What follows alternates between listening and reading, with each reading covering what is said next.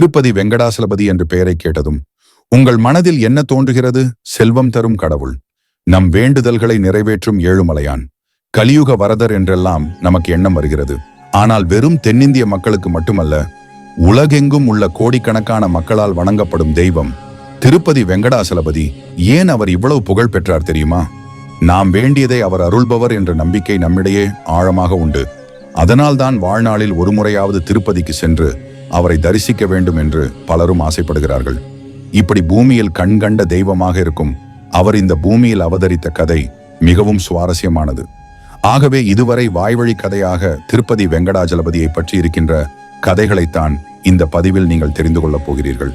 நம் ஆன்மீக உள்ளங்களுக்கு ஈசனடி சேனலின் அன்பு வேண்டுகோள், இந்த வீடியோ உங்களுக்கு பிடித்திருந்தால் நீங்கள் இந்த வீடியோவிற்கு ஒரு லைக் செய்வதனால் இது போன்ற பல வீடியோக்களை நாங்கள் உருவாக்க எங்களுக்கு ஒரு ஊக்கமாக இருக்கும். அன்பு உள்ளங்களே, புதிய பார்வையாளர்கள் இன்னும் நமது சேனலை சப்ஸ்கிரைப் செய்யாமல் பார்த்து கொண்டிருக்கிறீர்கள். தயவு செய்து சப்ஸ்கிரைப் செய்து கொள்ளுங்கள். அப்போதான் இது போல நமது சேனலின் பல வீடியோக்கள் உங்களை வந்து சேரும். இந்த வீடியோவை பார்த்துக்கிட்டு இருக்க நீங்க வாழ்வில் ஒரு முறையாவது திருப்பதி ஏழுமலையானை தரிசித்திருந்தால் கமெண்ட் பாக்ஸில் ஓம் நமோ நாராயணாய என்று பதிவிடுங்கள். கிருஷ்ணரின் வாக்குறுதி. மகாபாரத யுத்தம் முடிந்த பிறகு கிருஷ்ண பரமாத்மா தனது அவதாரத்தை முடித்துக் கொண்டார். ஆனால் உலகில் அதர்மம் தலை தூக்கத் தொடங்கியது. மக்கள் நெறித்தவறி வாழத் தொடங்கினார்கள். இந்த நிலையை கண்டு கவலை கொண்டார். மகரிஷி நாரதர் எப்பொழுது விஷ்ணு பகவான் மீண்டும் அவதரிப்பார் என்று அவர் எண்ணிக்கொண்டிருந்தார். அப்பொழுது அவருக்கு ஒரு நினைவு வந்தது. ஒரு முறை கோகுலத்தில் யசோதா தாயார் கவலையுடன் அமர்ந்திருந்தார். கிருஷ்ணர் அவரிடம் சென்று, என்னம்மா, ஏன் கவலையாக இருக்கிறாய் என்று கேட்டார். அதற்கு யசோதா கண்ணீருடன், கண்ணா, நீ திருமணம் செய்து கொள்வதை நான் பார்க்க முடியுமா என்று கேட்டார். அதற்கு கிருஷ்ணர் புன்னகையுடன் சொன்னார், கவலைப்படாதே அம்மா, நான் அடுத்த பிறவியில் திருமணம் செய்யும் பொழுது நீயே அதை நடத்தி வைப்பாய். அது உன் முன்னிலையில் நடக்கும் என்று உறுதி அளிக்கிறேன் என்று அவர் சொன்னார். இந்த நிகழ்வை நினைவு கூர்ந்த நாரதர், அப்படியென்றால் கிருஷ்ணர் மீண்டும் அவதரிக்க வேண்டும், யசோதாவும் மறுபடி பிறக்க வேண்டும் என்று எண்ணிக்கொண்டார். அடுத்து என்ன செய்யலாம் என்று யோசித்துக் கொண்டிருக்கும் பொழுது நாரதர் நேராக கைலாயம் சென்று என்றார். வழியில் அவரது தந்தை பிரம்மதேவரை சந்தித்தார். நாரதர் தன் கவலையை பிரம்மதேவரிடம் பகிர்ந்து கொண்டார். அதை கேட்ட பிரம்மதேவர், நாரதா, நானும் இதை பற்றி பேச கைலாயம் செல்கிறேன், நீயும் என்னுடன் வா என்றார். கைலாயத்தில் பெரும் சபை கூடியிருந்தது. தேவர்கள், கணங்கள், கடவுள்கள் என அனைவரும் இருந்தனர். ஆனால் விஷ்ணு பகவான் மட்டும் அங்கு இல்லை. நாரதர் தன் கவலையை அனைவரிடமும் பகிர்ந்து கொண்டார். கலியுகம் வரப்போகிறது. அதற்கு முன் மக்களுடைய மனதில் தர்மம், பக்தி வளர வேண்டும். அதற்கு விஷ்ணு பகவான் மீண்டும் அவதரிக்க வேண்டும். என்ன செய்யலாம் என்று கேட்டார். சபையில் பலரும் பல்வேறு யோசனைகளை சொன்னார்கள். இறுதியில் ஒரு முடிவுக்கு வந்தார்கள். அது என்ன தெரியுமா? பிருகு முனிவர் மூலம் தீர்வு கிடைக்கும் என்று நம்பினார்கள். அதை கேட்ட நாரதருக்கு சங்கடமாக இருந்தது. பிறகு முனிவர் கடும் கோபக்காரர். அவரிடம் நேரடியாக கேட்டு அவர் மறுத்துவிட்டால் என்ன செய்வது என்று யோசிக்க ஆரம்பித்தார். அவருடைய யோசனையை சிவபெருமானும் பிரம்மதேவரும் ஊக்குவித்தார்கள். நாரதா, உன்னை போல யாராலும் இதை செய்ய நடப்பது நடக்கட்டும் என்று பிறகு முனிவரை தேடி நாரதர் புறப்பட்டார். நாரதர் பூமிக்கு வந்து பிருகு முனிவரை தேடினார். கங்கை கரையில் ஒரு பெரிய யாகம் நடைபெறுவதாக கேள்விப்பட்டு அங்கு சென்றார். அங்கு யாகசாலையில் பல முனிவர்கள் கூடியிருந்தார்கள். நாரதர் அங்கு சென்றதும் அனைவரும் அவரை மரியாதையோடு வரவேற்றார்கள். நாரதர் யாகத்தின் தலைமை முனிவரான காஷ்யபரிடம் இந்த யாகம் எதற்காக நடைபெறுகிறது என்று கேட்டார். அதற்கு காஷ்யபர், உலக நன்மைக்காக நடைபெறுகிறது, கலியுகம் வரப்போகிறது, அதற்கு முன்னால் மக்களுடைய மனதில் நல்லொழுக்கத்தையும் ஆன்மீக பக்தியையும் வளர்க்க வேண்டும் என்றார். அதை கேட்ட நாரதர் மகிழ்ந்து போனார். நான் வந்த வேலை எளிதாக நடக்கும் என்று அவர் நினைத்துக் கொண்டார். பிறகு நாரதர் தன் வேலையை ஆரம்பித்தார். மிக மிக நல்ல காரியம் செய்கிறீர்கள், நானும் இதில் கலந்து கொள்ளப் போகிறேன் என்றார். சிறிது நேரம் கழித்து ஒரு முக்கியமான கேள்வியை கேட்டார். யாகத்திற்கு அதிதியாக யாரை அழைக்கப் போகிறீர்கள் என்று கேட்டார். இந்த கேள்வி அங்கிருக்கும் முனிவர்களை யோசிக்க வைத்தது. யாரை அழைப்பது என்று அவர்களுக்கு தெரியவில்லை. பிறகு அவர்கள் நாரதரிடமே ஆலோசனை கேட்டார்கள். அதற்கு நாரதர் சாத்விக குணத்தை வெளிப்படுத்துகிறாரோ அவரையே அழைக்க வேண்டும் என்றார். முனிவர்கள் குழம்பினார்கள். மும்மூர்த்திகளை பார்க்க யாரை அனுப்புவது என்று தெரியவில்லை. இறுதியில் நாரதரே ஒரு யோசனை சொன்னார். உங்களில் மூத்தவரும் அனுபவசாலியுமான பிருகு முனிவரை அனுப்புங்கள். அவர் மும்மூர்த்திகளிடம் சென்று யார் சாந்தமாக இன்முகத்தோடு பதிலளிக்கிறார்களோ அவரை அழைத்து வரட்டும் என்றார். முனிவர்கள் மகிழ்ச்சி அடைந்தார்கள். பிருகு முனிவரை அழைத்து இந்த யோசனையை சொன்னார். பிருகு முனிவரும் ஒப்புக்கொண்டார். பிருகு முனிவருக்கு தான் அறிவில் சிறந்தவர், அதிக ஞானம் கொண்டவர் என்ற ஒரு பெருமிதம் இருக்கும். அதன் அடையாளமாக அவருடைய காலில் 6 விரல் இருக்கும். இன்னும் ஒரு சில பேர் மேலும் அவருடைய உள்ளங்காலில் ஒரு கண் போன்ற அமைப்பு இருக்கும். அதுதான் அவருடைய அறிவுக்கும் ஞானத்திற்கும் சான்று என்று சொல்லுவர். பிருகு முனிவர் மும்மூர்த்திகளை சந்திக்க புறப்பட்டார். முதலில் அவர் பிரம்மலோகத்தை அடைந்தார். அங்கே பிரம்மதேவர் தன் மனைவி சரஸ்வதியுடன் அரச சபையில் அமர்ந்திருந்தார். முனிவர் உள்ளே நுழைந்ததும் பிரம்மதேவர் அவரை கவனிக்காதது போல நடித்தார். இதனால் கோபமடைந்த பிருகு முனிவர் அழைப்பு இல்லாமலேயே ஒரு ஆசனத்தில் அமர்ந்து கொண்டார். பின்னர் அந்த சபையில் நடந்த விவாதத்தில் அவர் குறுக்கிட்டார். இதை பார்த்த பிரம்மதேவர் அழைப்பின்றி வந்து அனுமதியின்றி அமர்ந்து கேட்காமலேயே பேசுவது ஒரு முனிவர் அழகா என்று கேட்டார். அதை கேட்ட பிருகு முனிவருக்கு கோபம் வந்துவிட்டது. பிரம்மனே, நான் அனைவரையும் விட அறிவில் சிறந்தவன். உலக நன்மைக்காக நடக்கும் யாகத்திற்கு உம்மை அழைக்க வந்தேன். ஆனால் நீர் என்னை அவமதித்து விட்டீர். இனி உனக்கு பூமியில் கோவில் இருக்காது என்று சபித்து விட்டார். அடுத்து பிருகு முனிவர் கைலாயம் சென்றார். அங்கே சிவபெருமான் பார்வதியோடு ஏதோ பேசிக் கொண்டிருந்தார். சிவகணங்கள் பிருகு முனிவரை உள்ளே அனுமதிக்க மறுத்தனர். கோபம் கொண்ட அந்த முனிவர் சப்தமிட்டார். அதை கேட்டு வெளியே வந்த சிவபெருமான், என் வீட்டிற்கு வந்து என் அதிகாரத்தையே கேள்வி கேட்கிறீர்களா? உங்களுக்கு வெட்கமாக இல்லையா என்று கோபமாக கேட்க மீண்டும் பிருகு முனிவருக்கு கோபம் வந்துவிட்டது. சிவனே, ஈசனே, நீங்களும் என்னை அவமதித்து விட்டீர்கள். இனி உங்களை மக்கள் லிங்க வடிவில்தான் வழிபடுவார்கள் என்று சபித்து விட்டார். பிரம்மலோகத்திலும் கைலாயத்திலும் அவமானப்படுத்தப்பட்ட பிருகு முனிவர் கோபத்துடனும் ஆத்திரத்துடனும் வைகுண்டத்தை நோக்கி புறப்பட்டார். அவருடைய மனதில் ஒரு எண்ணம் இருந்தது. விஷ்ணு பகவான் ஆழ்ந்த நித்திரையில் இருந்தார். அவருடைய பாதங்களில் லட்சுமி தேவி அமர்ந்து கணவனுடைய பாதங்களை மெதுவாக வருடி கொடுத்து கொண்டிருந்தார். பிருகு முனிவர் வந்தது தெரியாமல் மகாலட்சுமி விஷ்ணுவிடம் பேசிக் கொண்டிருந்தார். மேலும் அவரும் கண்களை மூடிக்கொண்டு கேட்டுக்கொண்டிருந்தார். இந்த காட்சியை கண்டதும் பிருகு முனிவருக்கு கோபம் பொங்கி வந்தது. இவர்தான் அந்த மகாவிஷ்ணுவா? உலகை காக்க வேண்டியவர் இப்படி தூங்கிக் கொண்டிருக்கிறாரே என்று நினைத்து கொண்டார். ஏற்கனவே பிரம்மா சிவன் மேல் இருந்த கோபத்தை விஷ்ணு மீது வெளிப்படுத்திவிட்டார். மற்றும் யோசிக்காமல் பிருகு முனிவர் விஷ்ணு பகவானுடைய மார்பில் தன்னுடைய காலால் உதைத்து விட்டார். அந்த உதையின் வேகத்தில் விஷ்ணு பகவான் உடனே விழித்துக் கொண்டார். இந்த செயலை கண்ட லட்சுமி தேவி அதிர்ச்சி அடைந்தாள். கோபத்தால் லட்சுமியின் முகம் சிவந்தது. ஆனால் விஷ்ணு பகவானும் சற்றும் கோபம் கொள்ளவில்லை. மாறாக புன்னகையுடன் எழுந்து பிருகு முனிவருடைய பாதங்களை பிடித்துக் கொண்டார். முனிவரே, தாங்கள் நல்லபடியாக வந்து சேர்ந்தீர்களா? நீங்கள் என் மார்பில் உதிர்த்ததால் உங்கள் பாதத்திற்கு வழி ஏற்பட்டிருக்குமோ என்று நான் கவலை அடைகிறேன் என்று அன்புடன் கேட்டார். கேட்டுக்கொண்டே அவருடைய காலை எடுத்து வலிக்கிறதா என்று பார்ப்பது போல அவருடைய ஞானத்திற்கும் அறிவிற்கும் சான்றாக இருக்கும் அந்த 6வது விரலை அவர் பிடுங்கிவிட்டார். பாதத்திற்கு கீழே இருக்கும் கண்ணையும் அவர் அழித்து விட்டார்.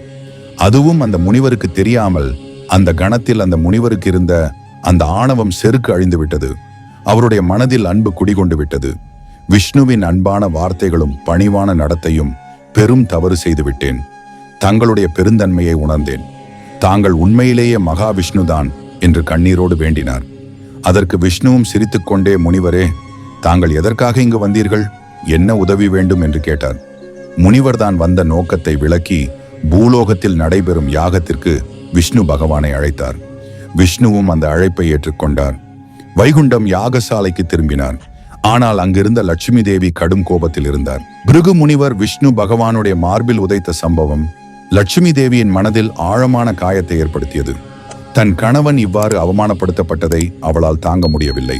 அவள் விஷ்ணுவிடம், நீங்கள் உங்களை மதிக்காதவர்களையும் மதிக்கிறீர்கள், பிறகு யாகத்திற்கு சென்று வந்தீர்கள். இது உங்கள் பெருந்தன்மையை காட்டுகிறது.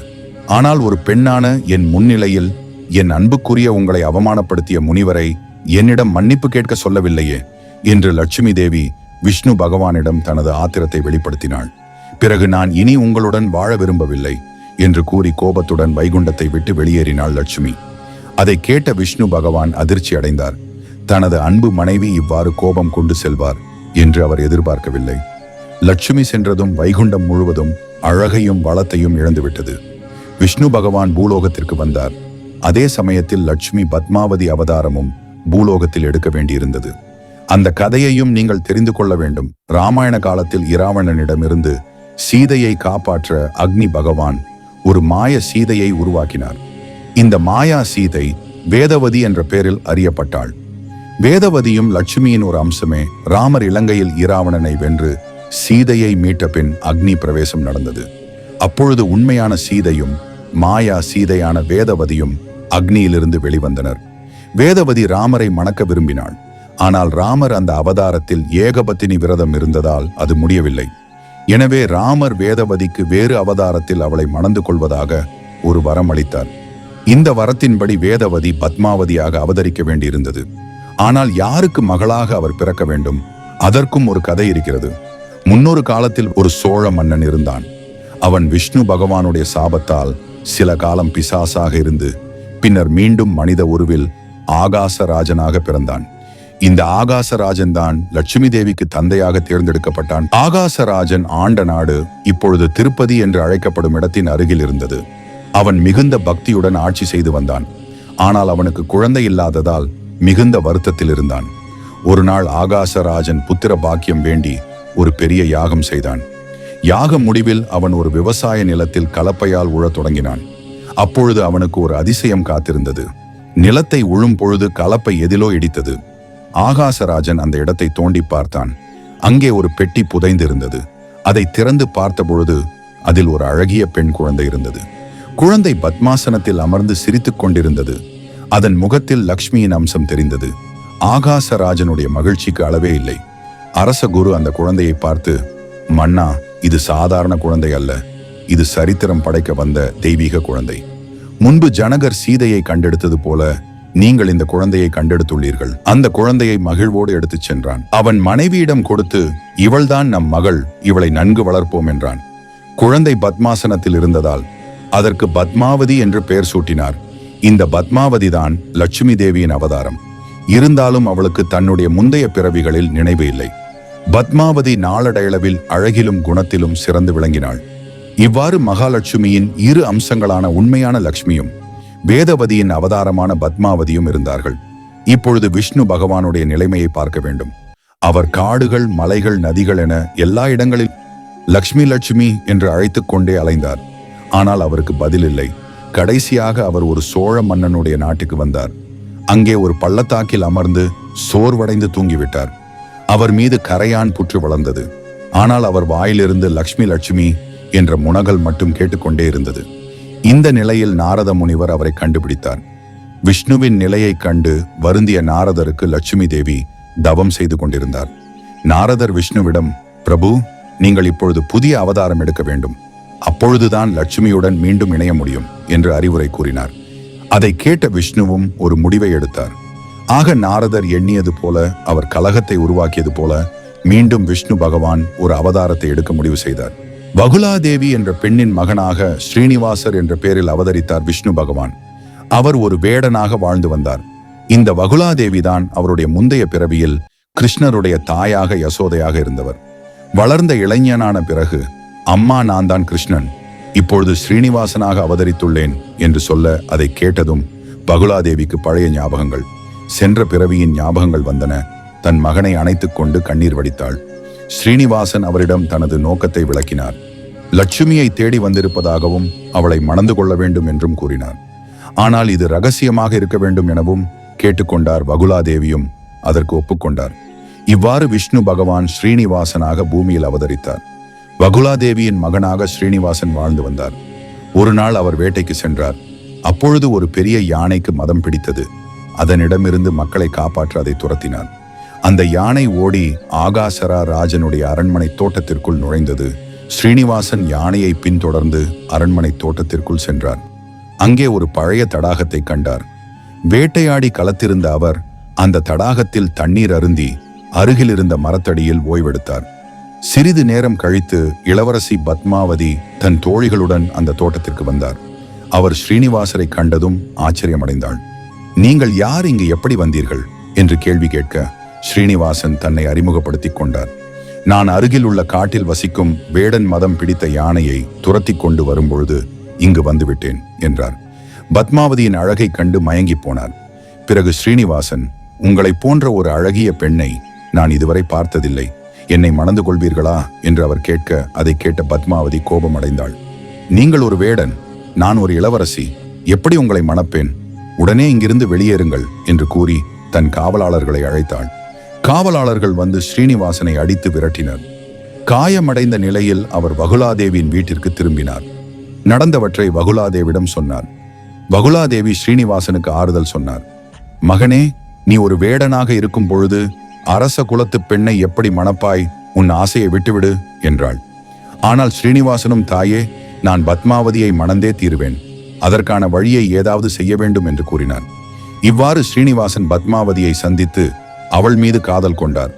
ஆனால் அவர்களுக்கு இடையே உள்ள சமூக இடைவெளி பெரிய தடையாக இருந்தது. ஆனால் ஸ்ரீனிவாசனை சந்தித்த பிறகு பத்மாவதியின் மனநிலை மாறத் தொடங்கியது. முதலில் கோபமாக இருந்தாலும் படிப்படியாக அவள் ஸ்ரீனிவாசனின் நினைவுகளால் ஆட்கொள்ளப்பட்டாள். அவரது முகம் அவள் மனதில் நிழலாடியது.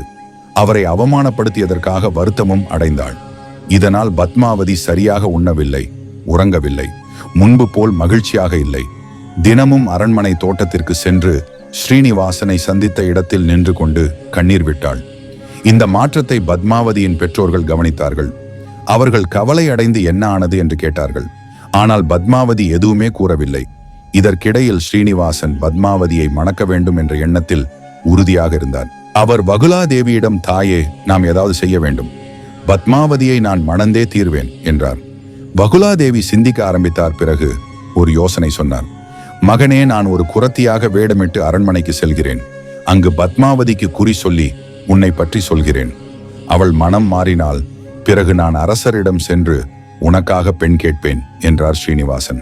இந்த யோசனையை ஏற்றுக்கொண்டார். அடுத்த நாள் காலை வகுலாதேவி குரத்தி வேடமிட்டு அரண்மனைக்கு சென்றாள். குறி சொல்வோம், குறி சொல்வோம் என்று கூவிக்கொண்டே சென்றாள். அரசி தாரணி தேவி இதை கேட்டு குரத்தியை உள்ளே அழைத்தாள். பத்மாதேவிக்கு குறி சொல்லுமாறு கேட்டாள். அரசி குரத்தி வேடத்தில் வந்த வகுலாதேவி பத்மாவதியின் கையை பார்த்து குறி சொல்லத் தொடங்கினாள். அம்மனே, உங்க மனசுல ஒரு காட்டு வேடன் குடிகொண்டிருக்கான். அவன்தான் உங்க கணவனா வரப்போறான். அவன் சாதாரண வேடன் கிடையாது, மகாவிஷ்ணுவுடைய அவதாரம் என்று சொல்ல, இதை கேட்ட பத்மாவதி ஞானத்தோடு தலை குனிந்தாள். அவள் கண்களில் மகிழ்ச்சி தெரிந்தது. பத்மாவதியின் தாய் தாரணி தேவி இதை கவனித்துக் கொண்டுதான் இருந்தாள். பிறகு குரத்தைக்கு பரிசளித்து அனுப்பிய பிறகு தாரணி தேவி தன் கணவர் ஆகாசராஜனிடம் நடந்த விஷயத்தை சொன்னாள். அவர்கள் என்ன செய்வது என்று யோசிக்க ஆரம்பித்தார்கள். இவ்வாறு வகுலாதேவியின் திட்டம் வெற்றி பெற்றது. பத்மாவதியின் மனதில் ஸ்ரீனிவாசன் மீதான காதல் உறுதியானது. வகுலாதேவி குரத்தியாக வேடமிட்டு அரண்மனைக்கு சென்று வந்த பிறகு அடுத்த கட்ட நடவடிக்கையை மேற்கொள்ள முடிவு செய்தாள். அவள் ஸ்ரீனிவாசனிடம், மகனே, நான் நேரடியாக அரசிடம் சென்று உனக்காக பெண் கேட்கப் போகிறேன் என்றாள். அதற்கு ஸ்ரீனிவாசன், நீங்கள் போன காரியம் என்ன ஆனது என்று கேட்க, அதற்கு வகுலாதேவி, நான் உன்னை பற்றி மேலோட்டமாக சொன்னேன். உடனே பத்மாவதி முகத்தில் மகிழ்ச்சி தாண்டவம் ஆடியது. எனக்கு என்னமோ அவளுக்கு உன் மீது காதல் இருப்பதாக தோன்றுகிறது. தேவியாருக்கும் இதில் சம்மதம் என்றுதான் தோன்றுகிறது. இதெல்லாம் என் யூகம்தான். நேரடியாக சென்று பேசும் பொழுது ஒரு முடிவுக்கு வர முடியும் என்று சொல்ல, மறுநாள் காலை வகுலாதேவி அரண்மனைக்கு சென்றாள். அரசர் ஆகாசராஜனை சந்தித்து, மன்னா, என் மகன் ஸ்ரீனிவாசனுக்கு உங்கள் மகள் பத்மாவதியை மனம் செய்து கொடுக்க முடியுமா என்று கேட்டாள். ஆகாசராஜன் சற்று தயங்கினார். உங்கள் மகன் ஒரு வேடன், எங்கள் குலத்து பெண்ணை எப்படி அவருக்கு கொடுப்பது என்று கேட்டார். அதற்கு வகுலாதேவி பதில் அளித்தாள். அரசே, என் மகன் சாதாரண வேடன் கிடையாது. அவன் மகாவிஷ்ணுவின் அவதாரம். ஜோதிடர்கள் அவனை பற்றி அப்படித்தான் கூறுகிறார்கள். உங்கள் மகளுக்கு அவனை தவிர வேறு யாரும் கணவனாக வர முடியாது. இதை கேட்ட ஆகாசராஜன் யோசனையில் ஆழ்ந்தார். அவர் தனது குரு சுகமுனிவரை அழைத்து ஆலோசனை கேட்டார். சுகமுனிவர் ஸ்ரீனிவாசனுடைய ஜாதகத்தை ஆராய்ந்து பார்த்தார். பிறகு அரசரிடம், மன்னா, இந்த திருமணம் நிச்சயம் நடக்க வேண்டியதுதான். ஸ்ரீனிவாசன் சாதாரண மனிதன் கிடையாது. அவர் தெய்வீக அம்சம் கொண்டவர். உங்கள் மகளுக்கு அவரை விட மிகச்சிறந்த வாழ்க்கை துணை யாரும் கிடையாது. இவ்வாறு சொல்ல இதை கேட்ட ஆகாசராஜன் சம்மதம் தெரிவித்தார். பத்மாவதியை ஸ்ரீனிவாசனுக்கு மனம் செய்து கொடுக்க அவர் ஒப்புக்கொண்டார். வகுலாதேவி மகிழ்ச்சியோடு திரும்பி வந்து ஸ்ரீனிவாசனிடம் நடந்ததை சொன்னாள். ஸ்ரீனிவாசன் மிகவும் மகிழ்ச்சி அடைந்தார். ஆனால் இப்பொழுது அவருக்கு ஒரு பெரிய பிரச்சனை. திருமணத்திற்கு தேவைப்படும் செலவிற்கான பணத்திற்கு எங்கே செல்வது என்று. இதே சமயத்தில் பூமியில் என் அவதாரமான ஸ்ரீனிவாசருக்கு திருமணம் நடக்கப் போகிறது. ஆனால் லட்சுமி இங்கு இல்லாததால் என்னிடம் பணம் கிடையாது. தேவர்கள் அனைவரும் திருமணத்திற்கு வருவார்கள். அவர்களுக்கெல்லாம் விருந்து வைக்க வேண்டும். எப்படி இதை சமாளிப்பது என்று கேட்க, இதை கேட்ட நாரதர் ஒரு யோசனை சொன்னார். மகாலட்சுமி இல்லாததால் பூமி கொஞ்சம் செல்வம் குறைவாகத்தான் இருக்கிறது. நாம் ஏன் குபேரரிடம் கடன் வாங்கக்கூடாது? அவர்தானே லட்சுமியின் செல்வத்தை பாதுகாக்கிறார் என்று அவர் சொல்ல, உடனே இருவரும் குபேரரை பார்க்க சென்றார்கள். ஆனால் குபேரர் வெறுமனே கடன் தர மறுத்துவிட்டார். பதிலுக்கு அவர் ஒரு நிபந்தனை போட்டார், வட்டியுடன் திருப்பி தர வேண்டும் என்று. பகவான் விஷ்ணுவும் இதற்கு ஒப்புக்கொண்டு ஒரு பத்திரமும் எழுதி கொடுத்தார். அதில் என்ன எழுதினார் தெரியுமா? நான் பூமியில் குடிக்கொண்ட பிறகு எனக்கு கிடைக்கும் காணிக்கைகளில் ஒரு பகுதியை வட்டியாக உங்களுக்கு தருகிறேன். முதலில் வட்டியை மட்டும் கொடுப்பேன், கலியுக முடிவில் அசலையும் சேர்த்து திருப்பி தருகிறேன் என்று எழுதினார். இப்படியாக 3664 ராம தங்க நாணயங்களை கடனாக பெற்றுக்கொண்டார் பகவான் விஷ்ணு. ஆனால் இதற்கு பின்னால் ஒரு மிகப்பெரிய திட்டம் இருந்தது. பூமியில் உள்ள மக்கள் செல்வம் இல்லாமல் கஷ்டப்படக்கூடாது என்பதற்காகவே இவ்வாறு அவர் செய்தார். மேலும் மக்கள் பக்தியுடன் காணிக்கை செலுத்தும் பொழுது அது லட்சுமிக்கே சேர வேண்டும் என்பதை நினைவூட்டதான் இந்த ஏற்பாடு. அதனால்தான் இன்றும் திருப்பதியில் பக்தி செலுத்தும் காணிக்கை குபேரருக்கு விஷ்ணு கொடுக்கும் வட்டியாக கருதப்படுகிறது. இப்படி ஒரு சின்ன கடன் வாங்கும் கதை மூலம் பெரிய தத்துவத்தை பகவான் விஷ்ணு உணர்த்தினார்.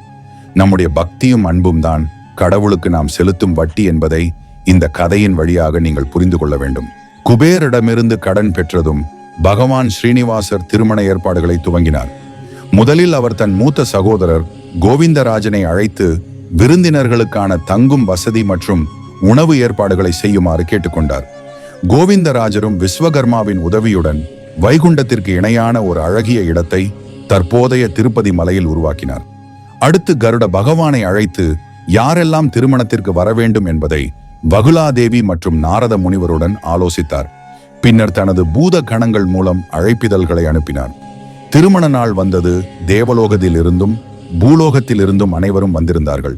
சிவன், பார்வதி, பிரம்மா, சரஸ்வதி, நாரதர், பிருகுமுனிவர், சுகமுனிவர், நந்திதேவர், கருடன் ஆகிய பல லட்சக்கணக்கான தேவர்களும் முனிவர்களும் திருமண விழாவிற்கு வந்திருந்தனர்.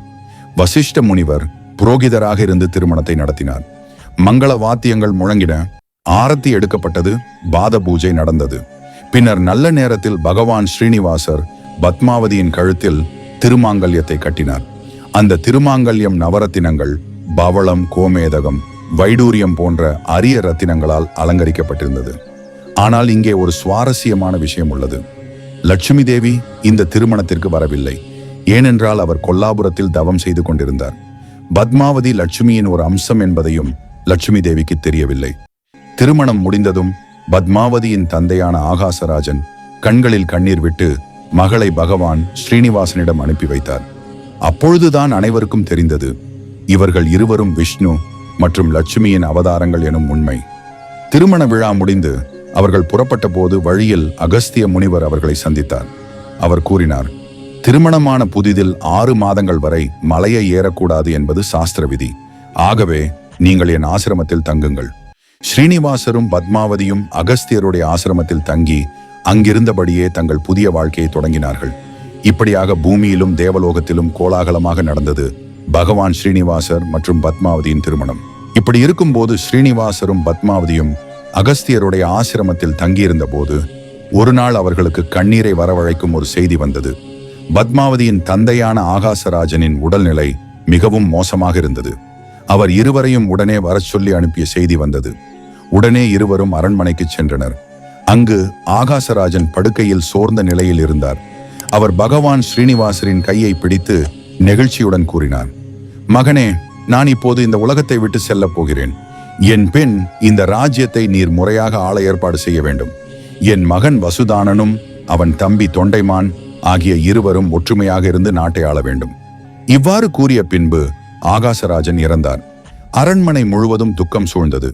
இறுதிச் சடங்குகள் முடிந்த பின் அடுத்து என்ன செய்ய வேண்டும் என்ற ஆலோசனை நடைபெற்றது. அங்கேயே ஒரு பெரிய பிரச்சனை உருவானது. வசுதானனும் தொண்டைமானும் இருவரும் யார் அரசராக அமர வேண்டும் என்பதை பற்றிய கருத்து வேறுபாட்டில் சிக்கினர். ஏற்கனவே அவர்கள் இருவரும் ஆகாசராஜனின் ராஜ்யத்தின் 2 பகுதிகளை சிற்றரசர்களாக ஆண்டு வந்தனர். இப்போது முழு அரசாட்சியையும் தனக்கே வேண்டுமென இருவரும் ஆசைப்பட்டனர். இந்த மனமுஷ்டியானது சண்டையாக மாறி இருவரும் தங்கள் குதிரை படைகளுடன் போர் செய்ய தயாராகிவிட்டனர். இந்த நேரத்தில் இருவரும் பகவான் ஸ்ரீனிவாசரிடம் உதவி கேட்டு வந்தனர். ஏனென்றால் அவர் விஷ்ணுவின் அவதாரம் என்பது அவர்களுக்கு தெரிந்தது. இப்போது அனைவருடைய மனதிலும் ஒரே கேள்வி, பகவான் ஸ்ரீனிவாசர் என்ன செய்வார்? இந்த பிரச்சனையை எப்படி தீர்ப்பார்? யாருக்கு ஆதரவு தருவார்? இப்படி ஒரு பரபரப்பான சூழ்நிலையில் அடுத்த கட்டம் தொடங்குகிறது. அப்பொழுது ஒரு சுவாரஸ்யமான திருப்பம் நடந்தது. இந்த பிரச்சனை வெறும் அரசியல் பிரச்சனை மட்டுமல்ல, இதில் ஒரு ஆன்மீக பரிமாணமும் இருந்தது. தொண்டைமான் என்பவர் தன் முந்தைய ஜென்மத்தில் ஒரு பெண் பித்தராக இருந்தவர். ஆனால் அவர் விஷ்ணு பக்தராக இருந்தார். அவர் செய்த பாவங்களுக்கு பரிகாரமாக இந்த ஜென்மத்தில் ஒரு அரச வம்சத்தில் பிறந்து பல துன்பங்களை அனுபவிக்க வேண்டும் என்றும் இறுதியில் பகவான் விஷ்ணுவுக்கு ஒரு கோவில் கட்ட வேண்டும் என்றும் விதிக்கப்பட்டிருந்தது. இந்த பின்னணியில் பகவான் ஸ்ரீனிவாசர் எடுத்த முடிவு மிக முக்கியமானதாக இருந்தது. அவர் எப்படி இந்த பிரச்சனையை தீர்ப்பார், யாருக்கு ஆட்சியை அளிப்பார் என்பதை அடுத்த நிகழ்வுகள் காட்டவிருந்தன. வசுதானன் மற்றும் தொண்டைமான் இருவரும் போருக்கு தயாராக இருந்த நிலையில் ஸ்ரீனிவாசர் ஒரு சுவாரஸ்யமான முடிவை எடுத்தார். அவர் ஒரு நாணயத்தை சுண்டி முடிவெடுத்தார். இது வெறும் அதிர்ஷ்ட முடிவு அல்ல, இதில் ஒரு ஆழமான தெய்வீக திட்டம் இருந்தது. நாணய முடிவுக்கு பிறகு ஸ்ரீனிவாசர் தனது சக்கராயுதத்தை தொண்டைமான் அரசராக இருக்க வேண்டும் என்று நியமித்து அவருக்கு கொடுத்தார். பின்னர் அவர் நேரடியாக வசுதானனின் பக்கம் சேர்ந்தார். போர் செய்ய. போர் மிகவும் கடுமையாக நடந்தது. ஒரு கட்டத்தில் தொண்டைமான் மகன் ஸ்ரீனிவாசரின் சக்கரத்தையே அவர் மீது வீசினார். அந்த தாக்குதலில் பகவான் ஸ்ரீனிவாசர் மயக்கமுற்று கீழே விழுந்தார். இந்த காட்சியை கண்ட அனைவரும் அதிர்ச்சி அடைந்து போரை நிறுத்தினார்கள். அனைவரும் ஸ்ரீனிவாசரை சுற்றி நின்று அவரை மீண்டும் சுயநினைவுக்கு கொண்டு வர முயற்சி செய்தனர். அவர்களால் முடியவில்லை.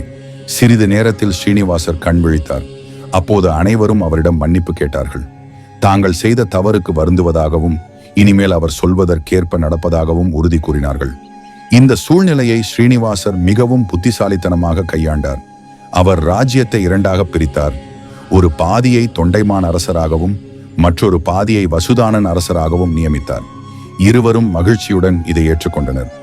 இந்த முடிவின் மூலம் ஸ்ரீனிவாசர் பல காரியங்களை சாதித்தார். இரு சகோதரர்களுக்கிடையேயான போரை தடுத்தார். இருவருக்கும் நியாயமான முறையில் ஆட்சியை வழங்கினார். தொண்டைமானுக்கு அரசாகும் வாய்ப்பு அளித்து அவரது பூர்வ ஜென்ம கர்மாவை நிறைவேற்றச் செய்தார். அதற்கு பிறகு ஸ்ரீனிவாசரும் பத்மாவதியும் மீண்டும் அகஸ்தியருடைய ஆசிரமத்திற்கு திரும்பினார்கள். ஆனால் இது ஒரு முடிவாக இல்லை, அது ஒரு புதிய துவக்கம். இப்போது தொண்டைமானுக்கு ஒரு பெரிய பொறுப்பு அளிக்கப்பட்டது. அது என்னவென்றால் பகவான் விஷ்ணுவுக்காக ஒரு கோவில் கட்ட வேண்டும் என்பதுதான். இந்த கோவில் எப்படி கட்டப்பட்டது, அது எவ்வாறு இன்று நாம் அறிந்த திருப்பதி கோவிலாக மாறியது, இதைத்தான் நாம் இப்போது பார்க்க போகிறோம். தொண்டைமான் தனது பகுதிகளில் ஆட்சி புரிந்து வந்த போது ஒரு இரவில் அவருக்கு அற்புதமான கனவு ஒன்று வந்தது. அந்த கனவில் பகவான் விஷ்ணு அவரிடம் தோன்றி கூறினார், மன்னா, நீ என் முன்னைய ஜென்மத்தில் எனக்கு ஒரு வாக்குறுதி அளித்தாய். நான் அரசனாக ஆன பின் உனக்காக ஒரு கோவில் கட்டுவேன் என்று சொன்னாய். இப்போது அந்த நேரம் வந்துவிட்டது. சேஷாசலம் எனும் மலையில் எனக்காக ஒரு கோவில் கட்டு. நான் அங்கு வந்து குடியேறுவேன். இந்த கனவை கண்டதும் தொண்டைமான் மிகுந்த ஆனந்தம் அடைந்தார். உடனே விஸ்வகர்மாவை அழைத்து சேஷாசலத்தில் ஒரு அழகான கோவிலை கட்டும் பணியை தொடங்கினார். கோவில் கட்டும் பணி முடிந்ததும் அங்கு ஒரு அற்புதமான நிகழ்வு நடந்தது. பல தேவர்களும் முனிவர்களும் மனிதர்களும் அந்த கோவிலுக்கு வந்தனர். அப்பொழுதே பகவான் விஷ்ணு அந்த கோவிலில் தானாகவே தோன்றி அங்கு சென்று குடியேறினார். பிரம்மதேவன் தானே வந்து அந்த கோவிலில் 2 விளக்குகளை ஏற்றி வைத்தார். பின்னர் அவர் ஆசீர்வதித்து கூறினார், இந்த 2 விளக்குகள் கலியுகம் முடியும் வரை இங்கு ஒளி வீசும். இந்த விழாவை பிரம்மதேவனே நேரில் நடத்தினதால் இதற்கு பிரம்மோற்சவம் என்ற பெயர் சூட்டப்பட்டது. இன்றும் ஒவ்வொரு ஆண்டும் திருப்பதி கோவிலில் பிரம்மோற்சவம் வெகு விமரிசையாக நடைபெறுகிறது. அந்த நேரத்தில்தான் ஸ்ரீனிவாசரும் பத்மாவதியும் அங்கு வந்தடைந்தார்கள். அவர்களை பார்த்ததும் தொண்டைமான் பெரும் மகிழ்ச்சி அடைந்தார். ஏனென்றால் அவர் கனவில் கண்ட விஷ்ணு பகவான் மற்றும் நேரில் வந்த ஸ்ரீனிவாசர் ஒருவரே என்பதை புரிந்து கொண்டார். இங்கேதான் ஒரு சுவாரஸ்யமான திருப்பம் ஏற்படுகிறது. ஸ்ரீனிவாசர் அந்த கோவிலில் நுழைந்ததும் அவர் தன்னுடைய மனித உருவத்தை விட்டு ஒரு தெய்வீக சிலையாக மாறினார். இவ்வாறு திருப்பதி வெங்கடாசலபதி கோவில் உருவானது.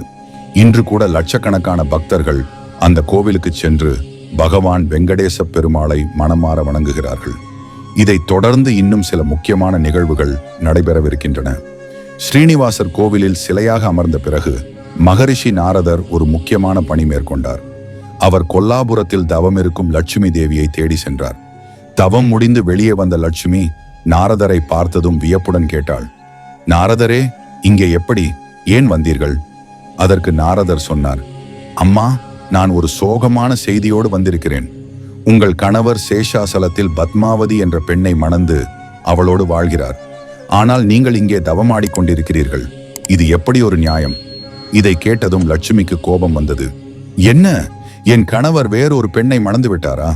நான் இப்போதே சென்று உண்மை என்னவென்று பார்க்கிறேன் என்று சொல்லிவிட்டு நாரதருடன் சேர்ந்து சேஷாசலத்திற்கு புறப்பட்டார். திருப்பதி கோவிலில் வந்தபோது லட்சுமி தேவி ஸ்ரீனிவாசரை பத்மாவதியுடன் நின்று கொண்டிருப்பதை கண்டாள். கோபத்துடன் உள்ளே நுழைந்து பத்மாவதியை நோக்கி, என் கணவரோடு நிற்கும் நீ யார் என்று கேள்வி எழுப்பினாள். அதற்கு பத்மாவதி பதிலளித்தாள், நான் தான் இவருடைய மனைவி. நீ யார்? இங்கே வந்து என்ன கேட்கிறாய்? இவ்வாறு இருவரும் வாக்குவாதம் செய்ய ஆரம்பித்தனர். ஸ்ரீனிவாசர் இருவரையும் சமாதானப்படுத்த முற்பட்டார். ஆனால் அவர்களது கோபம் குறையவில்லை. ஸ்ரீனிவாசர் இரு தேவிகளையும் சமாதானப்படுத்த முயன்றாலும் அவர்கள் சண்டையை நிறுத்தவில்லை.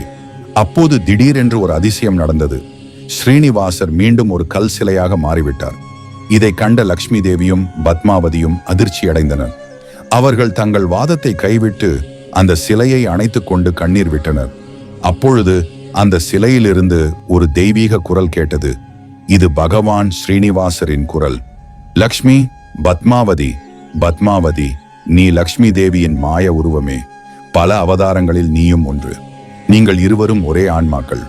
உங்கள் வாக்குவாதம் காரணமாகத்தான் நான் சிலையாக மாற வேண்டியிருந்தது. இதை கேட்டதும் இருவரும் தங்கள் தவறை உணர்ந்தனர். அவர்கள் ஒருவர் மற்றவரை அணைத்துக் கொண்டு மன்னிப்பு கேட்டனர். அப்போது பகவான் மீண்டும் பேசினார். லக்ஷ்மி, நீ என் வலது மார்பில் அமர்ந்து கொள். பத்மாவதி, நீ என் இடது மார்பில் அமர்ந்து கொள். நீங்கள் இருவரும் என்றும் என்னோடு இருப்பீர்கள். அந்த நாள் முதல் திருப்பதி கோவிலில் பகவான் வெங்கடேச பெருமாளுடன் லக்ஷ்மி தேவியும் மற்றும் பத்மாவதியும் என்றும் இருக்கின்றனர். இன்றும் பக்தர்கள் அந்த மூவரையும் ஒரே தெய்வமாக வணங்குகிறார்கள். திருப்பதி கோவில் 7 மலைகளின் மீது அமைந்துள்ளது. இதனால் இங்குள்ள பெருமாளை ஏழுமலையான் என்றும் அழைக்கிறோம். அந்த 7 மலைகளும் ஆதிசேஷனின் 7 படங்களை குறிக்கின்றன என்பது புராணங்களில் கூறப்படுகிறது. கோவிலின் முக்கிய விதி ஒன்றாக வெங்கடேச பெருமாளுக்கு நெய்வேத்தியம் செய்யும் முன்பு வராக சுவாமிக்கு முதலில் நெய்வேத்தியம் செய்ய வேண்டும். இது ஸ்ரீனிவாசர் தானே வராக சுவாமிக்கு கொடுத்த வாக்குறுதியின் விளைவாகும். ஆண்டுதோறும் நடைபெறும் மிகப்பெரிய திருவிழா பிரம்மோற்சவம். இதனை முதலில் பிரம்மதேவன் தான் நடத்தினார் என்பதால் இவ்விழா அவரது பெயரை பெற்றது. இது 9 நாட்கள் நடைபெறும். திருப்பதி கோவிலின் மகிமை பக்தியின் பூரண வடிவம். பக்தர்கள் தங்கள் தலைமுடியை காணிக்கையாக செலுத்துவது இங்கு ஒரு முக்கிய வழக்கம். இது தங்கள் அகங்காரத்தை துறப்பதற்கான அடையாளமாக கருதப்படுகிறது. திருப்பதி லட்டு பரமார்த்தத்தின் சுவை. இங்கே வழங்கப்படும் திருப்பதி லட்டு உலக புகழ் பெற்றது. இது பெருமாளின் அருளால் எப்போதும் சுவையாகவும் பதமாகவும் இருக்கும் என்பது நம்பிக்கை. அதனால்தான் இன்றும் லட்சக்கணக்கான பக்தர்கள் அதனை பெற ஆசைப்படுகிறார்கள்.